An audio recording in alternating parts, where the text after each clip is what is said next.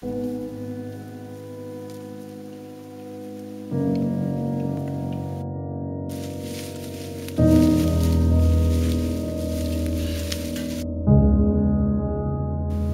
smo za boljom zemljom, gde ćemo naseliti naš narod i gde ćemo moći mirno da živimo.